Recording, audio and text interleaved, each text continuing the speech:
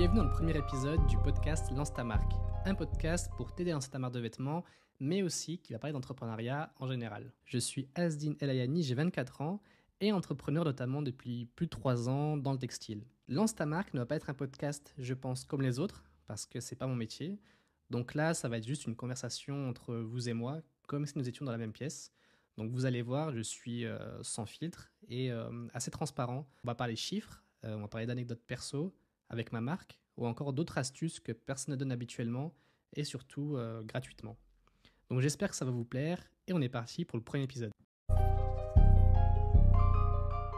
Pour ce premier épisode, je vais me présenter à vous tout simplement, vous montrer mon parcours aussi bien perso que pro, parce qu'aujourd'hui on a beau être pas mal sur les réseaux, je pense qu'on est environ 90 000 si on compte LinkedIn, Instagram et TikTok, mais vous me voyez seulement à travers quelques stories ou des vidéos de 30 secondes. Je viens de passer mon diplôme de Master 2 en management stratégie d'entreprise en école de commerce à Paris. Donc là, j'attends mes résultats, donc je suis officiellement plus étudiant depuis un mois, enfin. Et avant ça, j'ai effectué une licence de gestion à Nancy. Donc aujourd'hui, je suis en région parisienne, dans le 78 pour être plus précis. Et je viens aussi de quitter mon alternance dans une startup qui s'appelle Helios, une startup vraiment cool dans laquelle je suis resté 2 ans. Et je l'ai quitté un peu avant la fin de mon contrat, environ un mois et demi avant la fin, parce que j'avais besoin de plus de temps et surtout plus d'espace mental pour faire tous les projets que j'avais en tête en ce moment, notamment depuis le dernier mois où j'ai charbonné les réseaux sociaux, la newsletter aussi. Je me suis fixé de gros objectifs depuis que j'ai changé de stratégie sur les réseaux. Donc je me devais de trouver du temps pour ça. Et au niveau financier, j'arrivais à dégager un peu plus de revenus récurrents que ce que je gagnais en alternance. Donc je me suis dit qu'en me concentrant 2 voire 3 fois plus sur mes projets perso, j'espère que je peux gagner ma vie comme ça. En tout cas, je l'espère. Et avant ça, j'ai longtemps joué au foot dans ma vie jusqu'à mes 16-17 ans. J'étais en école de foot jusqu'au jour où mon chirurgien m'a annoncé que je devais arrêter à cause d'une courbe de croissance. En gros, tu grandis trop vite d'un coup et tes genoux ne tiennent pas. Donc en l'espace de 2 ans, j'ai fait au moins 4 à 5 grosses opérations au niveau des genoux. J'ai essayé de revenir sur les terrains, mais à chaque fois, il m'arrivait quelque chose, que ce soit au genou ou au coude ou n'importe où. J'avais l'impression que j'avais une sorte de poisse. Donc ensuite, je t'avoue que c'était une période un peu compliquée. Je me souviens pas de tous les détails, mais j'étais assez enfermé sur moi-même pendant très longtemps.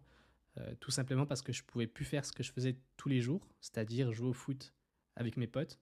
Donc après mon bac, je suis allé faire un stage à la caisse d'épargne à Paris. C'était mon premier job, alors que j'habitais dans une petite campagne en Franche-Comté. Et quand je suis arrivé à Paris, c'est là que j'ai vu la vraie vie, la vie active, les gens qui réussissent, mais aussi beaucoup de pauvreté, on va pas se mentir. Donc j'ai travaillé un peu plus d'un mois dans cette banque, et au bout de peut-être une semaine ou 2 semaines max, j'en avais marre. Je ne me voyais pas faire ça toute ma vie après mon diplôme, c'est-à-dire rester derrière un ordinateur à faire des tâches qui n'ont aucun sens. Donc j'ai réfléchi de mon côté tous les soirs en rentrant du stage de ce que j'aimerais faire dans ma vie.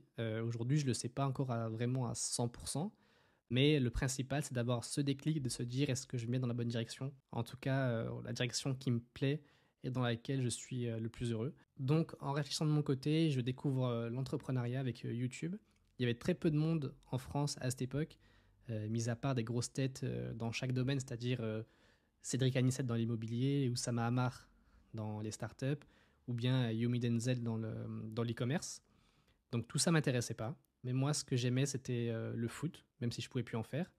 J'aimais aussi un peu les vêtements. J'étais pas un passionné de mode, mais je suis fan de belles pièces.